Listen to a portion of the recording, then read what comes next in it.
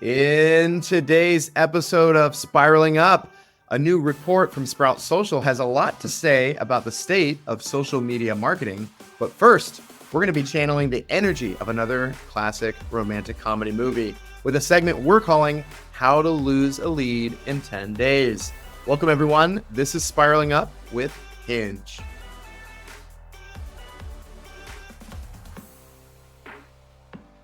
Welcome, everyone, to Spiraling Up, the podcast for professional services marketers and business leaders. My name is Austin McNair, and as always, I'm joined by my colleagues and co-hosts, Mary Blanche Kramer. Hey, Austin. And Joe Pope. Greetings, friends. Greetings. Well, welcome to our listeners. As we get started, I want to say thank you to all of our listeners who are listening on audio platforms. Make sure you leave us a review. Let us know what episode you love. And for those of you watching on YouTube, give us a like, give us a subscribe, all of that, or leave a comment. All of that stuff, all that engagement. Engagement's good. Yeah, all engagement that is good. So I hear on these platforms. Well, hey guys, good to see you. I'm ready for another episode of Spiraling Up. How are we doing? I think we're doing well, but I've noticed that you've made some additions in your backdrop. And I guess for those that are listening, you might need to describe it for us, Austin, but wow, really stepping up your game. Yeah. What do you think about my new upgrade back here? Big plan. It's a big plant. It's a big plant. What made you choose that plant, Austin? What made you choose that one? This plant came to me. We have a friend that is actually moving to another city, and I think she told me she had 45 plants in her house. 45? 45, yeah. And she said this one was her favorite. It was, I think one of the biggest of the bunch. So, yeah, I'm happy it has a new home on the Spiraling Up podcast. And in my little office here, it's starting to feel a little nice. It's giving Brazil vibes for sure. That's what I'm going for. Yeah, Brazil vibes all the way. Well, guys, I'm excited to dive into this episode today. There's no guest, but we've got a great segment. Why don't we get started and jump over to that? Hey, guys, before we get into our next segment, I want to loop you into something that we have going on here on the Hinge side. As you know, we are always conducting research. We do it every year on what the fastest growing professional services firms are doing as a part of their marketing. So right now we are conducting the 2026 High Growth Study, and that survey is open, and we would love your participation. Mary Blanche, what are we giving people that participate in this year's survey? Anyone that participates, they get a free report. Free report, yeah, worth $799. That's what we sell it for after the fact, and it's an industry report. It's whatever industry you're in. You select your industry, and we'll send that report to you when it comes out in January. But wait, there's more. In fact, if you complete the survey, we'll also be entering yourself in a raffle for a gift from your friends at Hinge of up to $500 worth in value. Are you looking for some Bose headphones or a cool podcasting mic? You can't take my job, I'm sorry. But if you wanted it, you could try to do it on your own. And using this gift from Hinge from completing the survey is going to be a great way to do it. Is there such thing as a but wait, there's more? Because there is. If you complete this survey by the end of October 2025, we'll give you 3 entries into that raffle. Get yourself something nice for the holiday season. Austin, take us home. Where can they take this survey? Yeah, to take the survey, you're going to want to go to hingemarketing.com/survey. If you're on your computer, if you're watching on YouTube right now, hit the pause button. But come back and finish for the episode. Please finish it, though, for the engagement. Yeah. Hit the pause button. Go take the survey. We really appreciate it in advance. All right, gang. Well, there's no guest today, but we have planned another special episode for you. As some of you may remember, we recently did an episode called 10 Things We Hate About Websites, which was inspired by a classic 90s movies, 10 Things I Hate About You. Well, the series is back with another professional services romantic comedy spinoff. This time, How to Lose a Lead in 10 Days. This, of course, is a movie reference to How to Lose a Guy in 10 Days, right? Where the movie was like a couple that was dating with secret dueling intentions. One is trying to win a bet to make a woman fall in love with him in 10 days, and the other is writing an article to show how to drive a man away. And they both have a playbook of outrageous and their sabotaging behaviors to achieve their goals. Well, we are doing something similar here, similar playbook, but this time it's for business. And so we've compiled today a list of surefire, common ways to turn off a perfectly good lead and ensure that your firm never closes a deal. Of course, guys, I'm, being tongue in cheek here, but Joe, as we dive in, why did we come up with this topic in the first place? I love the romantic comedy spinoff here, but clearly, this is a big topic for us. Yeah, and I was planning on mostly just talking about the importance of romantic comedies in today's society. Frankly, it's a forgotten art. Netflix has really picked up their game recently, though. But no, seriously, I mean, one of the biggest challenges that we'll come across in any initial conversation when somebody comes to talk to Hinge about, you name it, right? Marketing, branding, business development, and so forth, is that they feel like they are losing perfectly good prospects as a part of their cycle, right? It's maybe they're showing up on their website and they're getting views and so forth, but they're not converting. Or, they get an RFP in the door and their process is leading them to have a win percentage significantly less than what their larger business development win percentage is. And so being at Hinge and having as much research and focus as we've been putting into solving these types of challenges, we felt like this was a perfect way to run it back when it comes to using the rom-com spin-off theming. And I'm really excited, I think, today to work through this with you guys. We've got a really solid list. Yeah, we got 7 things that we're going to go through today. Joe, you're going to actually kick us off here. Tell us, what's our first way to lose a lead in 10 days? A great way to lose a lead is to have a disorganized business development process. So what do we mean by that? I mean, professional services, it's always been this idea of you've got the seller doers, you've got the folks who are taking them through this journey and so forth. But in the modern professional services space, frankly, it's a diverse process, and you could have many hands supposedly making light work of what a business development system is supposed to be. But if you don't have a strategy in place, if you've got too many people working in one area, for example, we've got plenty of people ready to sell, but nobody really ready to do a proposal, or we have a process that's completely centered around one person, a single point of failure, and that person's sick for a week.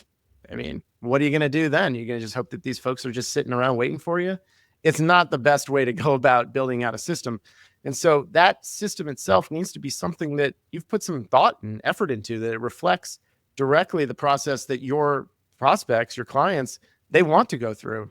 I mean, Hinge uses research to help answer some of those questions, but it can be done as simply as just asking for feedback. You've got a client in the door and you've gone through that process with them recently. They can give you some feedback on if they felt like they had a good experience in coming on board and being a part of what is a new program or a new partnership that you've got with your organization going.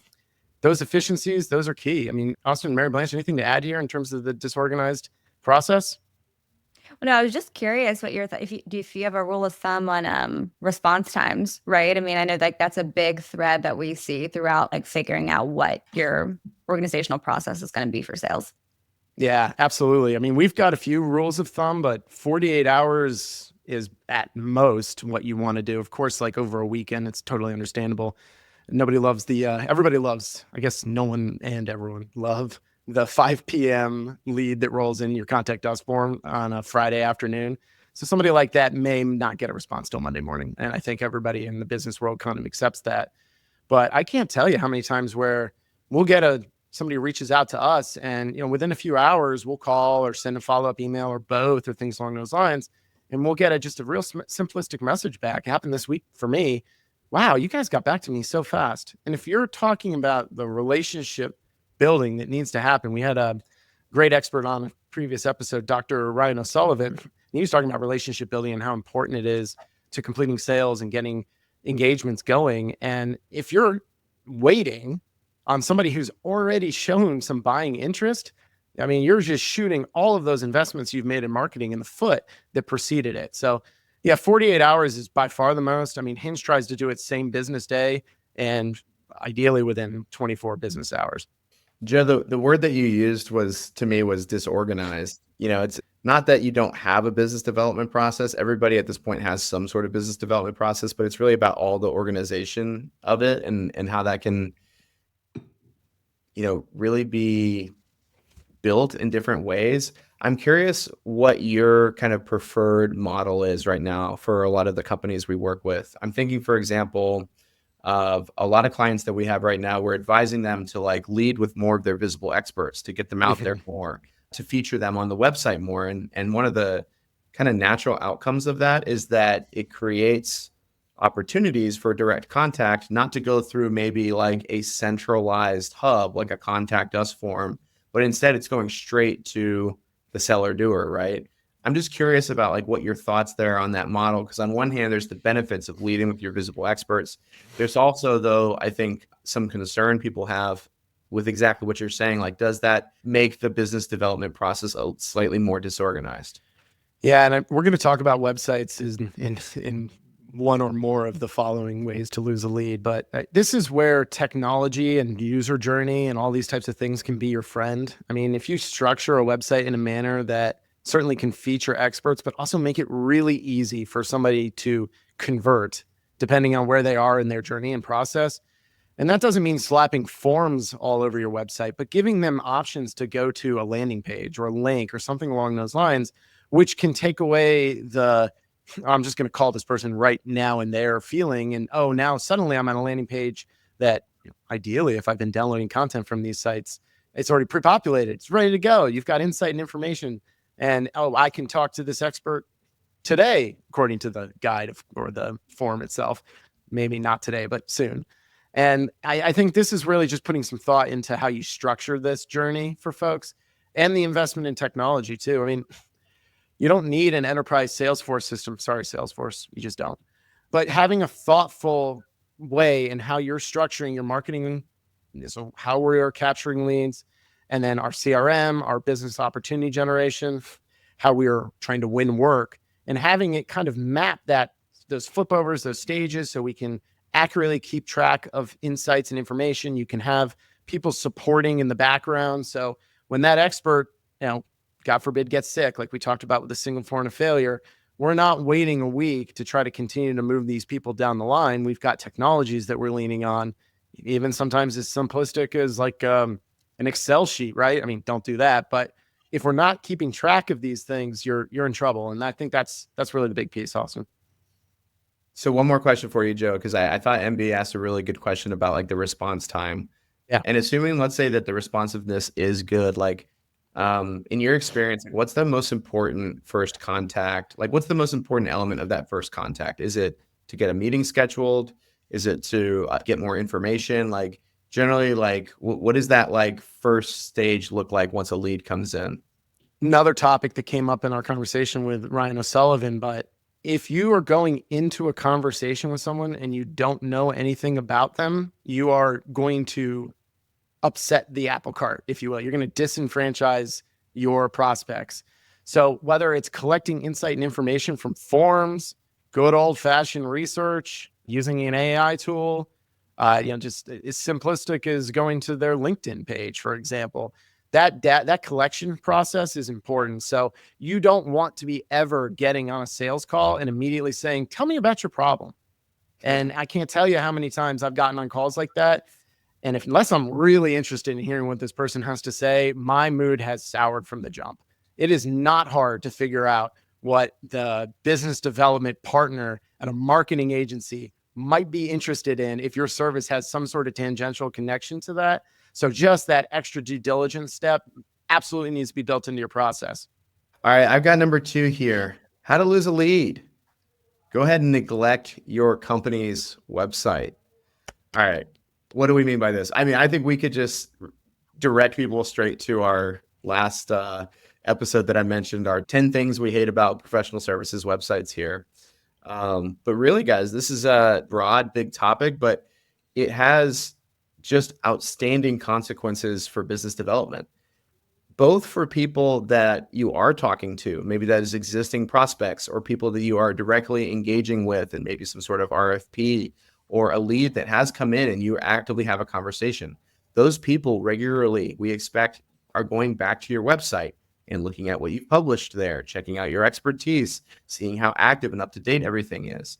But there's also the people you don't hear from, right? There's all these terms out there for this, but it's like dark social and dark SEO. Like these terms of the people you don't hear about, but they are out there checking you out. They are looking at your website. They are making an assessment for you. And you never will hear about, you will never see what they're saying about you and what they're socializing to peers and colleagues and their network of people just based off of, what they've gone and seen from your company. And your website plays just an incredible role in that. It needs to clearly communicate your positioning. I mean, I'm just going down the list of all the things that we talked about. It needs to have a smooth user experience. It needs to have like a content architecture strategy where, the most important things that your business does, the way that you guys really attract new clients and sell business, that stuff is made very clear. And that you're not leading with vague messaging or kind of tertiary services. I can't tell you how many times where it's like big professional services companies, right? I go and I check out their website and it's like the homepage is like a news announcement from 5 months ago about like a new hire. Like, is that a relevant topic? Yes. Depends on who the hire is. Should it be the first thing on the website? I don't think so. And then, I can cycle this into conversations about SEO and just general visibility. But, if you want to lose a lead, just neglect your website. Pretend like your website doesn't matter. Find some excuse for, how your industry is different and how a website doesn't really matter. I know that we have, I've had these conversations so many times, but the website just plays a critical role. And I think it's a great way to lose leads if you want to continue to neglect it. But Austin, I thought my $50 million government contracting company website where all we do is respond to RFPs, I don't think a website's important. Like, why would I need to do SEO, Austin? Yeah, I'm not going to answer that. You know what I'm going to say. Sure, you're the GovCon guy. You give us an answer here. Well, Austin, I had a question because you do like you said earlier, you do so many of these website audits and these website strategies. You went through, a bunch of different things that you see. What are the top like 1 or 2 things that are kind of common themes when someone comes to us with, a website? There's 2 categories I would use here in terms of like the context of what we're discussing in terms of being an appealing service provider for people to make that first contact. Number 1 is that you have some sort of unique brand design, right? You want to look and feel different, right? Maybe a referral comes in, right? A dark referral. Someone you didn't know about was out there making referrals for you. And somebody who's a very qualified lead for you is checking out your website. And they come to your website and lo and behold, it looks and sounds just like everybody else that they're checking out. You're not going to stand out. And so like, while look and feel is not the most important thing, it is important. And like neglecting the way that you're, leading with imagery and connecting with people through a unique style. In my opinion, that matters greatly nowadays. It's harder than ever to stand out, and doing so with your design is an important step. But number 2, MB, I would say it would be some combination. I mean, to summarize it in one point, it would be relevant content, right? That people can quickly associate, oh yes, these people, they're solving the kind of problem that I'm looking for. And there's a lot of ways that can come about. I would say, like I said, that homepage experience and what kind of information you share on there. Maybe it's you featuring certain industries. Maybe it's straight to the point in like the headline that you feature. Or it could be like in thought leadership, right? And one of the big changes I'm seeing now is companies are shifting towards more of like an editorial style of layout in their insight sections, where it's like, not really like, hey, we do webinars and we have a blog. It's more of like, hey, we write about cybersecurity, right? So if you come and check out what our insights are on cybersecurity, that's what you're interested in learning about. Come and here's all the content pre-filtered for you. So I think that is like what I would summarize, kind of like leading with a strong brand design, and then also, that relevant content. You got to provide the opportunity for your meet cute, if you will. Well, I asked Austin because I think it is a good segue into my number 3. So I'm going to be coming in hot with hiding your subject matter experts is one of the fastest ways to lose credibility with a potential client. And I'm talking about visibility on your website. So if there are no leadership profiles, no expert bios to show who's behind the work, and no connection to any kind of thought leadership, it can be a real deal killer. So let's put ourselves in the buyer's shoes for a second. You're you're looking to make a big investment and you want to know who you're going to be working with, rightfully so. If all you see is a faceless firm with generic about us language, you immediately start to wonder, do they actually even have, the depth that we need? And expert profiles, especially the leadership bios, they do more than just list the credentials. They help humanize the firm and create an instant connection with prospects. And what I really think, when you can weave in that thought leadership piece to those, whether it's articles or research or speaking engagements, it really does convey confidence and authority. And if you hide those voices, it's almost like you're essentially saying, "Hey, trust us. We're smart, but we're not gonna show you why." And that right there is a one-way ticket to pushing a lead towards a competitor who is frankly more transparent and accessible. I don't know. What do you guys think?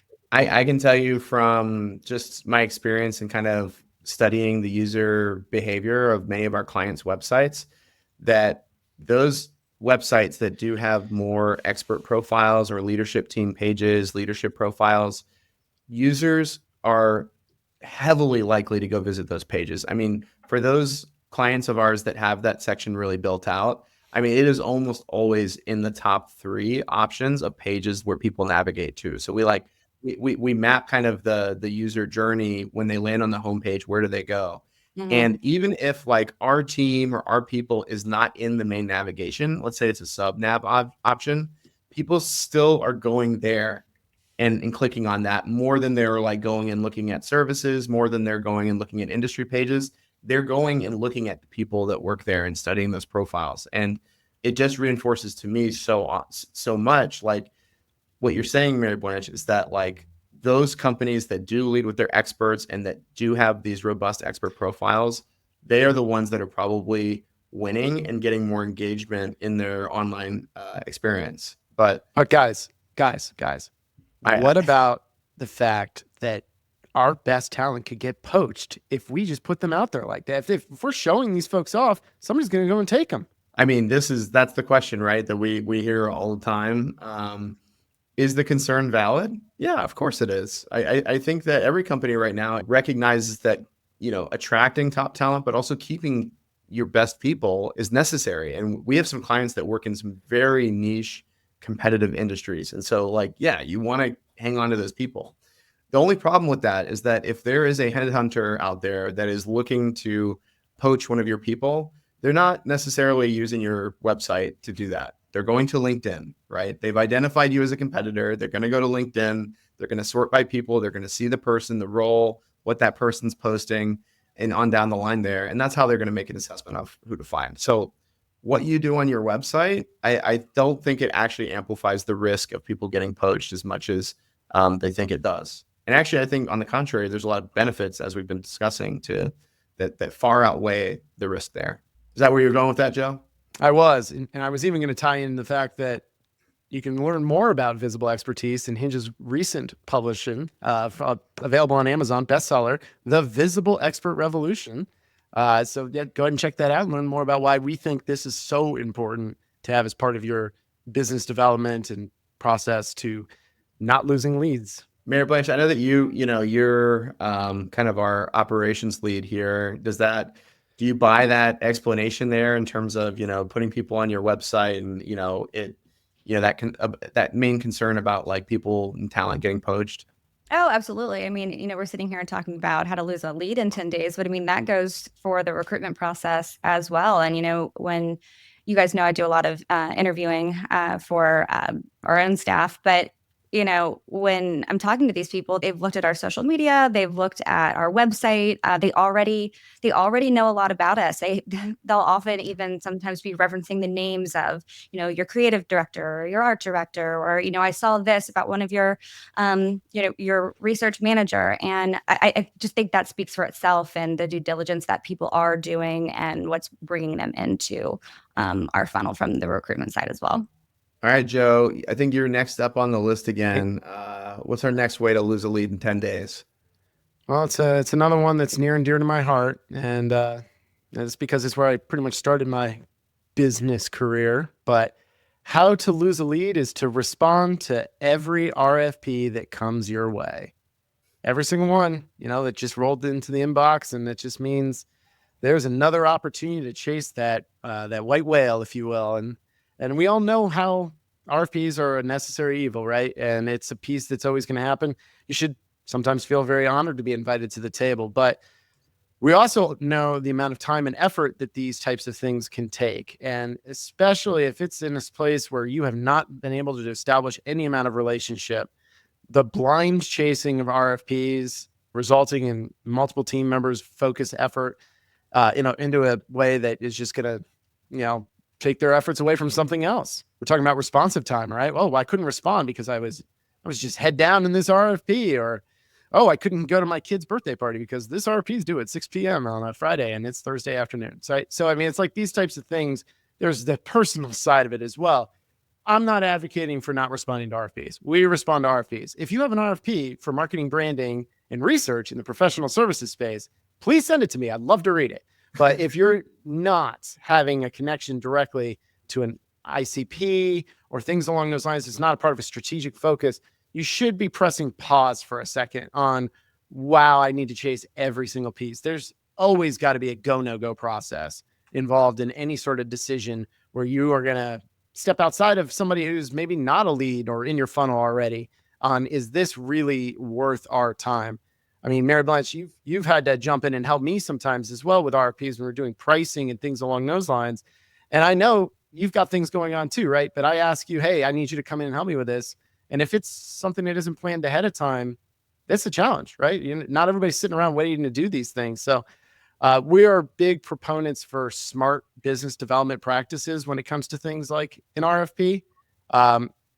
Think about it this way. It's like, if you're receiving something like this out of the blue, it's like trying to catch a moving train, right? Like if you weren't a part of the process in the lead up to this RFP, there's a good chance that somebody who's in your seat was, right? Because these folks had to get that insight and information as a part of that solicitation request.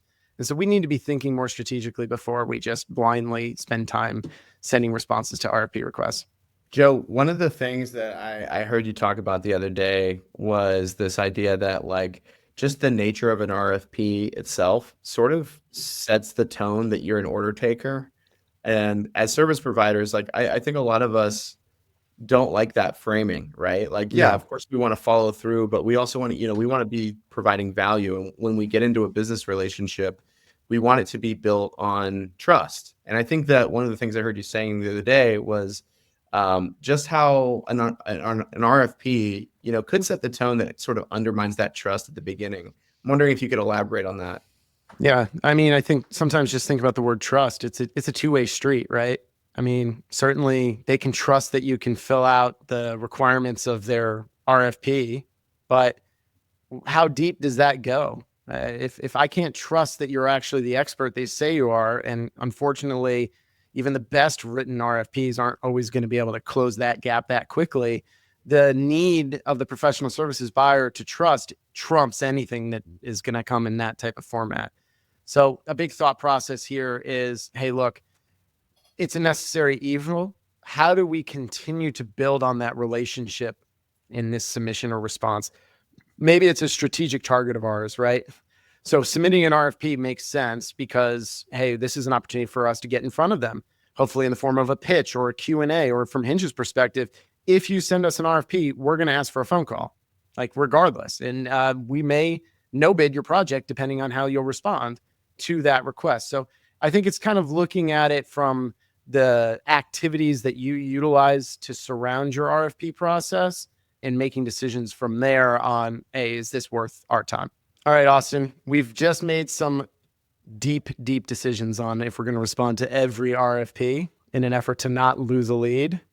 But tell us what the next way that you think you can lose a lead would be. Yeah, let me, in my usual fashion here, bring us back over to the marketing side of the table. How to lose a lead. Just talk about your firm and your services. You don't really need to go much further than that, right? Oh, man. Why would this lose a lead, I guess, is maybe where we should start.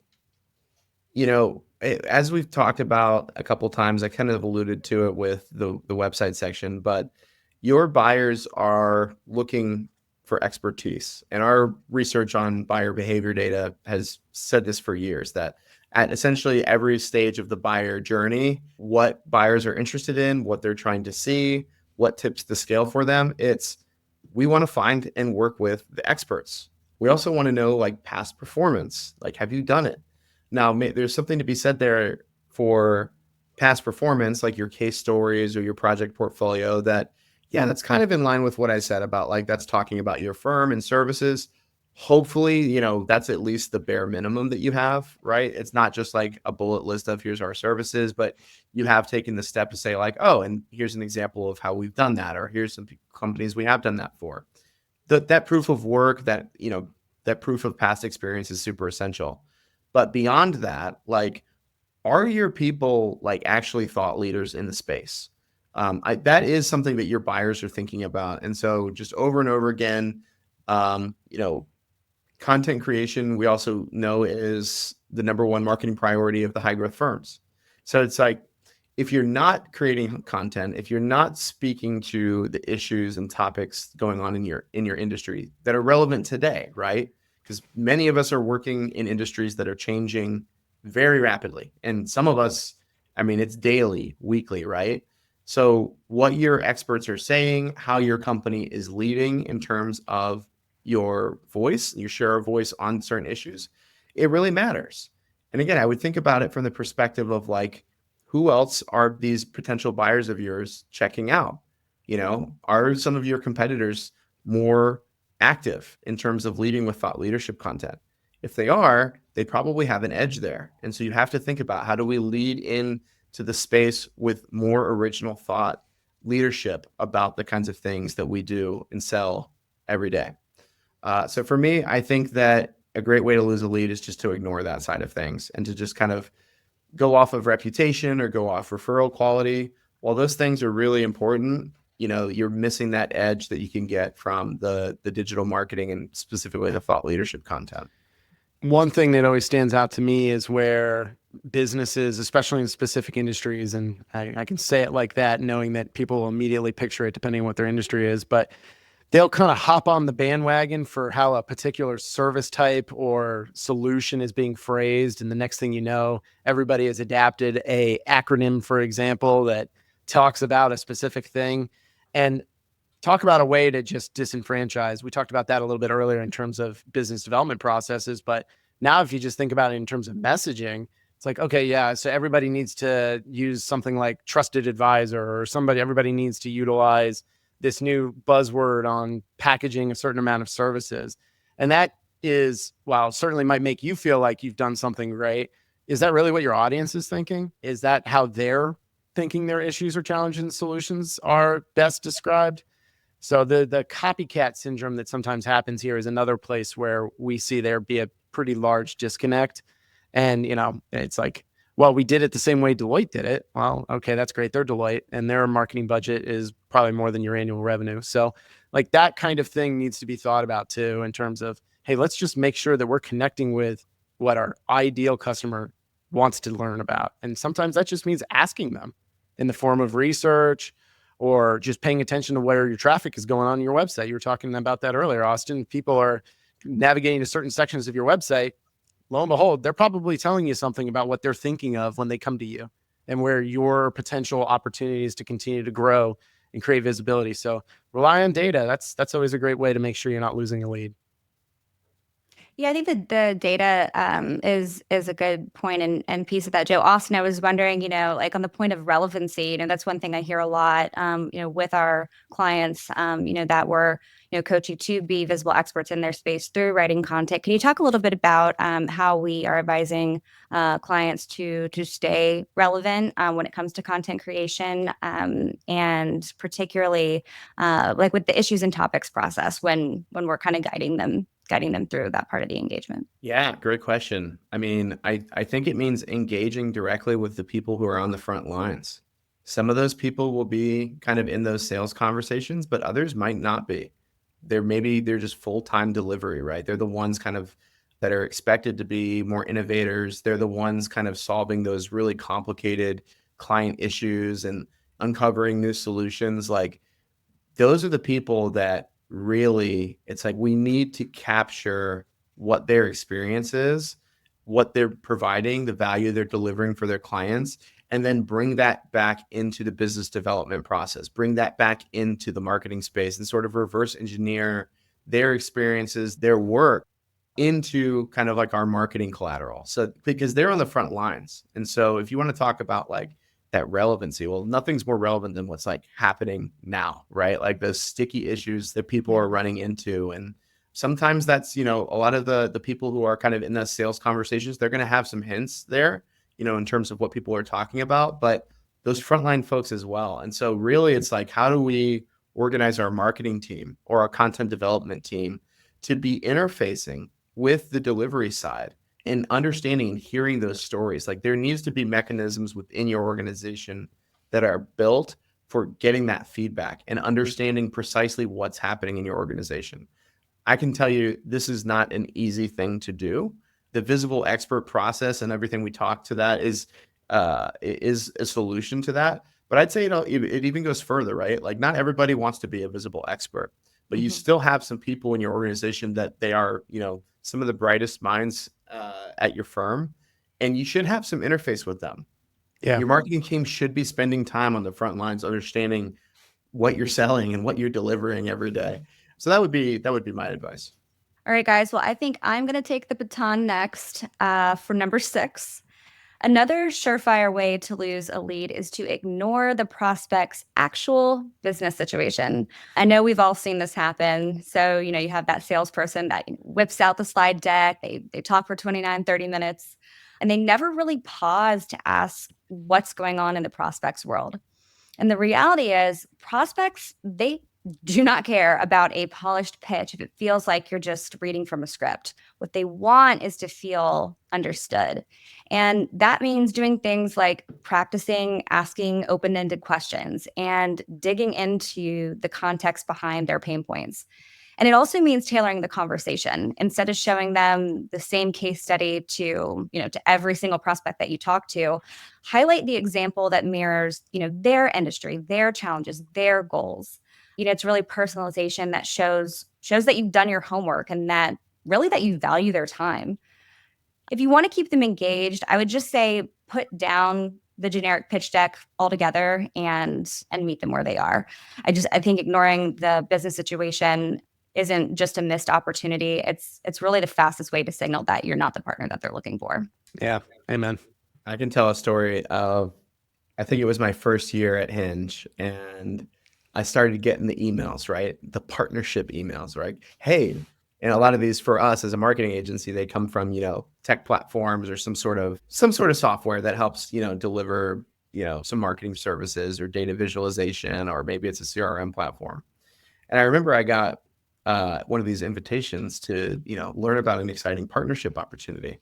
And I'm in my first year at Hinge, and partnerships was basically a big, line item on my responsibilities to handle. And I was like, oh, partnership opportunity. Let's see what this is like. I showed it to my supervisor at the time. He kind of knew what it was. He was like, yeah, go for it. See what happens. And, the partnerships I was looking for were, sort of maybe like content marketing partnerships or event partnerships. Like let's collaborate. Let's, do an email swap, or, there's a lot of ways a marketing partnership can look. And I'll never forget, I sat down in this conference room and I opened up the call, and Mary Blanche, the guy, did that exact same thing. Yeah. For 29 minutes, he just told me about whatever product he had. And there was a couple of times where like I tried to jump in and explain my business situation. I was like, my business situation here is that I'm looking for marketing partnerships, like actual marketing partnerships, not you selling me your product. He's like, yeah. Well, let me just get through this part again, and then we could talk about that part. Like he was basically dangling the idea of a marketing partnership in front of me, but he just so he could keep going through his sales deck. And I just remember being so defeated, and like on his behalf too. I was like, dude, we are wasting so much time right now. Like, why would you even come to this call if I already told you my business situation and you're just going to ignore that? But some people, I guess that's just how it is. I don't know. Yeah, I mean, I like this one a lot. I mean, it brings to mind a lot of honestly pretty well spread sales insights and tropes and things along those lines, which have started, thank God, really started to uh, be spread across a variety of B2B spaces. There's that 80-20 rule, for example, like a salesperson should spend 80% of the time listening and 20% of the time talking. And that listening provides you with a unique opportunity to adjust and ask things like open-ended questions or all those types of tactics that can come to the table. It allows them to understand the situation and reflect. And so if you have a service or a product that actually will help these folks, shouldn't be too hard to start to find connection points where it really is the solution to their problem and not this is slide 72 of 94. And I think you can make it to the end, guys. I'm really trying to get there quickly, but it's oh gosh, I'm spending too much time on this slide. Next slide. It's that type of challenge that we're really trying to suggest others need to avoid. And last thought here, it's the deck piece just sticks with me. Most professional services sales decks aren't great. Honestly, they're not. And it's where a group like Hinge can certainly help you, but also it's the idea that organizations that are growing fast in their peers, they've embraced the development of sales materials that really truly reflect their ideal customers' needs, issues, challenges. So it's not just the generic piece. It's the, oh, this looks really customized and really focused. But in reality, it's just, we're just not boring somebody with something. We have a reason behind it. And that type of process is going to lead you to success. Joe, you mentioned the 80-20 rule, in terms of the listening piece. I'm wondering, a lot of these sort of sales tactics have been popularized recently, like this concepts of like mirroring, labeling emotions. Like, I'm curious, like how much stock do you put into those techniques when you're doing that active listening? Yeah, it's interesting. My favorite book on this topic is not actually I guess it is a sales book in a sense, but it wasn't written that way. It's a book called Never Split the Difference by a gentleman named Chris Voss, who spent decades working for the FBI in terms of hostage negotiation. And the two tactics that you just talked about, the idea of mirroring and labeling, these are psychological elements with significant amount of research and testing by groups like the FBI in some of like the hardest situations that you could ever imagine. And they use these tactics because it brings people along to get to the next stage of where they need to go in their journey. So yeah, I remember Mary Blanche, you suggested I check that book out about a year ago, and it was a great one. I mean, I think it's the type of insight and information that if you're thinking about it and you're connecting with your people that you're supposed to talk to, these tactics, they're available. You can learn from them and you can incorporate them. So you are hearing these folks and their issues, their challenges, the things that keep them up at night, and getting them to the place where you can be the solution to those things. So I guess the point is to use these techniques to create a great, sales environment where you're actively listening, not necessarily to create your own hostage situation, which is what I felt like I was in.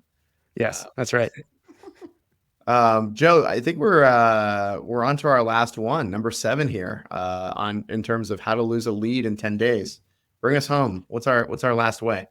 The last way that we're talking through today on how to lose a lead is to give prospects only one option for a solution at one price.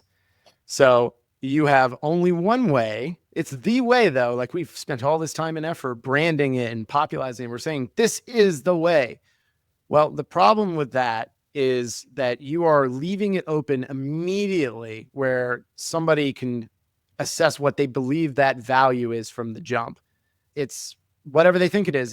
This price is what it is. So if that price is outside of their range, if that price doesn't necessarily connect with how you've talked about it, if this solution isn't tailored to what I need, then you're immediately running that risk that you're not going to be able to make the connection, move them forward. They're already, in a sense, assigning what you are to them in their mind. So this is another place where tactics, things like price anchoring and so forth, have been decided and discussed and implemented. And by allowing your prospects to hear what you have to say at various levels and show, hey, at a more valuable level, and be able to explain it to them, It may have a little more time it takes to do something, for example, or it may have a little bit more cost, but you're giving them the option to go on a journey that you've still mapped out for them, but in a way that allows them to assess the place where it's going to make them feel more comfortable. Another big thing that'll do, it defends you against the sharpening your pencil thing, which is just so common in professional services. And we've all heard it before, right? You've sent the proposal.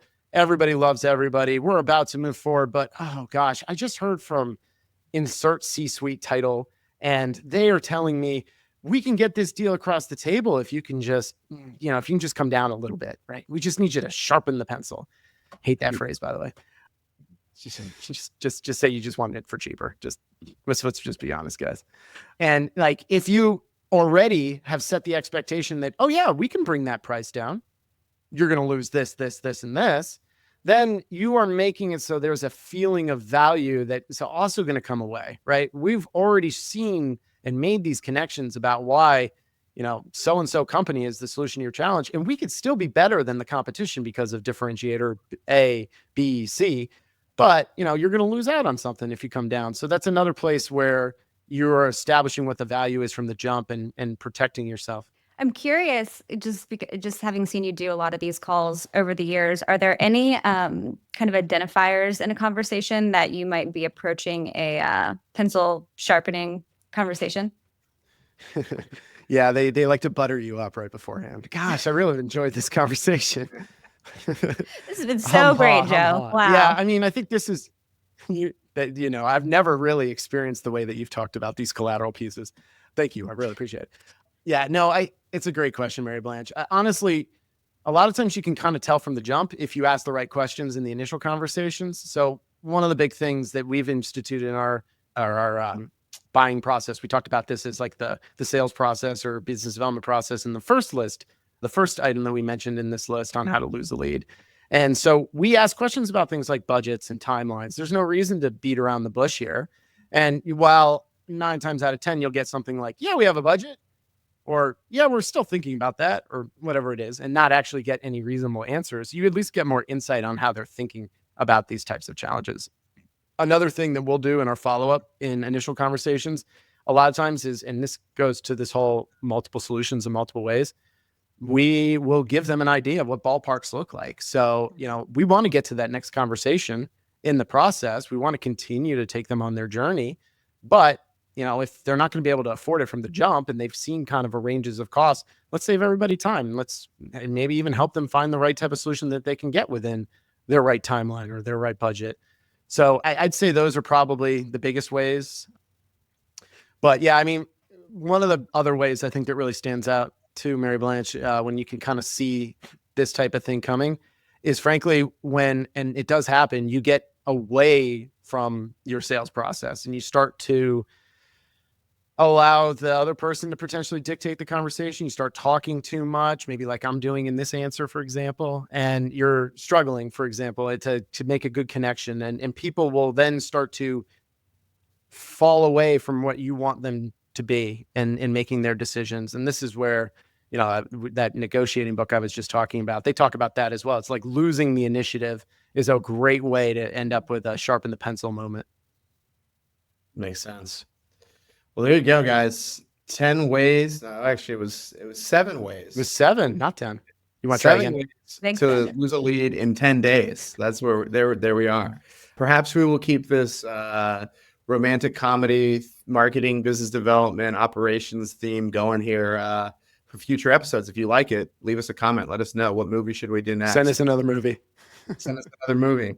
Well, we have a pivotal story to get to next. Why don't we go and hear what that's all about? The traditional marketing playbook isn't breaking through like it used to. A new report from Sprout Social has shown 80% of marketing leaders are planning to reallocate funds from other channels to social media marketing. Economic uncertainty, the rise of zero-click search, and an endless stream of content have intensified the pressure on marketing leaders to deliver results. Amid this noise, social media is emerging as a central force in how people discover, evaluate, and buy. So, Joe and Austin, I'm curious to hear your take here. Does this move towards investing more in social media track with what we're seeing today? Yeah, I mean, Joe, buy or sell? You think social media marketing is mattering more today? Hard buy, big time Yeah. buy. And we've seen it in our research, We're the buying high it. growth study, in terms of how organizations who are utilizing social media as part of a strategic play, you're seeing more and more of it in terms of these different platforms starting to come back up. Like LinkedIn has always been king, but some of these other platforms are starting to make more and more appearances as a result of this Sprout Social read that Mary Blanche just took us through come to pass. Yeah, I agree. And Joe, you made a good point. Like our research validates this as well. I think last year when we were asking what were the top marketing priorities of professional services firms, social media marketing was number 3. I mean, this is on a list of like 20 different options, and it came up as number 3. So I know that a lot of leaders out there, and especially marketing leaders, are thinking about, okay, how do we evolve beyond just like keeping the accounts alive, right? Like, how do we actually start to do things that are a little bit more interesting and make bigger investments in the social media space? I have to say, I really liked this report from Sprout Social. We can link to it in the show notes. But they talked about a number of different things. One of the main themes of the report was about ROI, essentially that even though they anticipate that their companies are going to be making bigger investments in social media marketing in the coming years, they still say that proving ROI is quite difficult. And there's just this. It could be a generational divide, but it could just be an experience divide, right? Not everybody uses social media equally, and it's just. I think that there are some like old ideas that just kind of stick around. Like, for example, their report showed that when all of the leaders were interviewed about, what do you believe your social media team should do? The most common answer was that they should post more often. Like, oh, just post more, right? Whereas, savvy social media marketers and marketing leaders know that, like, actually, it's not necessarily about just posting more, but it's actually posting better. And I think Sprout Social's own data came in handy here, as that their own benchmarks showed that publishing volume actually decreased, but That's right. engagement went up. So it's not necessarily just about posting more often, but it's about posting better, more highly relevant content. Now, as for like kind of the move here in terms of like moving investments, again, I totally buy this. Like their point about how search engines have changed and how it's just been harder and harder to generate visibility in online spaces nowadays. Social media is a logical choice. I mean, Joe, we know this from a lot of conversations with clients, but also in our own kind of marketing business development, right? You want to be in front of somebody, you want someone to see your message. Like sometimes sending them a LinkedIn message or commenting on a LinkedIn post, that's like a guaranteed way to be in front of somebody That's versus right. sending an email.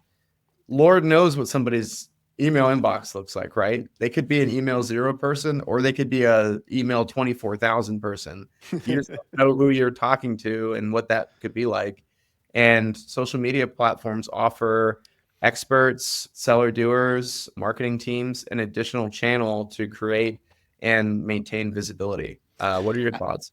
Yeah, I think relevancy is a theme that we've talked about quite a bit on this show, and certainly quite a bit in terms of anything that we've put out in terms of content from the Hinge point of view. And relevancy in the professional services space is key. Now, there's an added factor here, though, because each of these social media platforms have their own, we'll call it cultures, right? People go to these different platforms depending on what they're feeling in a given moment. LinkedIn, of course, you're going on LinkedIn and expecting to, to see more professional type insights and news, or you could also just be going on that platform to see how somebody can attribute Taylor Swift to B2B sales.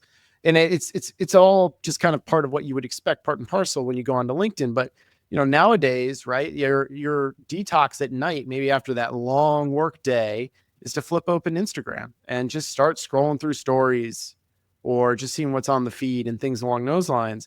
But if you think about where somebody's mind is when they're on these platforms, and work to connect relevant content to something that wouldn't upset the apple cart, if you will, of that scroll, then you're more likely to retain their view and therefore get more engagement. These platforms love it when people just watch and engage.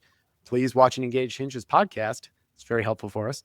But like the more you stay in that space and focus on that relevancy, the better off your experience is going to be in the social platforms. Yeah, for sure. I think it reminds me about, we manage the social media, or part of the social media, for one of the associations that we partner with, and I think it really just goes to speaking to, where's your target audience. I mean, we're talking about it in like a prospect client relationship, but in an association setting, you want people to come to your events, and so yeah, it's great to put that out on LinkedIn, because that's a more of like one of the professional social media platforms. But to Joe's point on doom scrolling in the evening, at the end of a long day, that marketing coordinator or that proposal manager that you want to come to your event, is scrolling through Instagram too. So I think it's just about where your people are. I'll take even the engagement point of view another step further. I mean, we have been tracking the engagement of this podcast and the various ways of which we put insights and information out. And we leverage social media in an effort to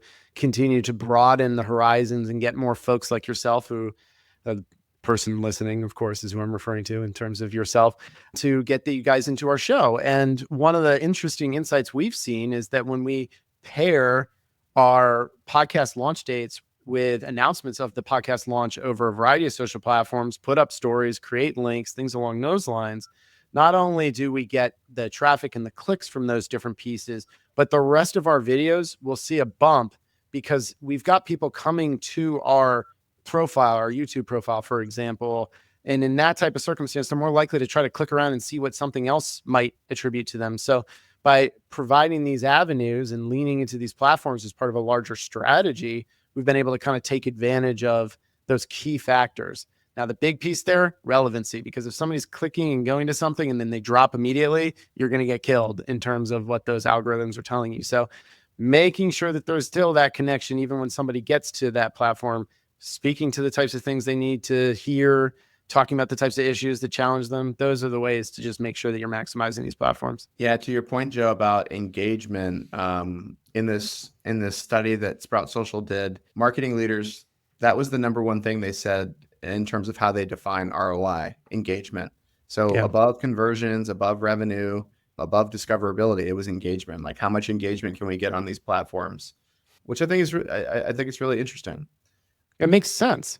Yeah, it does. One thing I'll leave people with is just that, I see this kind of in the nature of some of the engagements we're doing here at Hinge. More than ever, we're engaging with clients and helping them develop and kind of push their social media strategy forward. I think if I go back to like when I started at Hinge, this was not something that was a huge part of what we did, right? We might help, tune up the LinkedIn profile. We might help experts kind of define like a little bit of an engagement strategy, but more and more now we're being asked to actually take on and support our clients with more social media management. And I'd say the same is true, like, outside of Sprout Social, outside of social media marketing, I would say the same uptick we're seeing is in PR as well. An actionable PR strategy that is setting the narrative, that is controlling the narrative about what is said about your company out there, so that when all of these AI robots are out there scraping the internet for information on your company, they are finding your articles, your press releases that have been put out about your company, your accomplishments, your milestones. More and more, this is kind of the strategy that we have to think about in terms of building more relevant visibility for our companies. All right. Well, guys, this has been another great episode of Spiraling Up. Thanks again to everybody listening on all audio platforms. And for those of you watching on YouTube, thanks again for watching. Hit the like button, subscribe, leave us a comment. Let us know what you'd like to see in future episodes. And if you have any questions about the podcast, anything that you want to let us know, you can always email us too, podcast@hingemarketing.com. I'll get that email. I'll be sure to respond to you quickly, as we talked about today's episode. Good response rates, right, Joe? We're not going to leave. That's right. We're not going to be delayed. I'm tracking you. Yep. Tracking is important here. On behalf of Mary Blanche, Joe, myself, and everybody at the Hinge team, thanks for watching and engaging with the Spiraling Up podcast. We'll see you on the next one.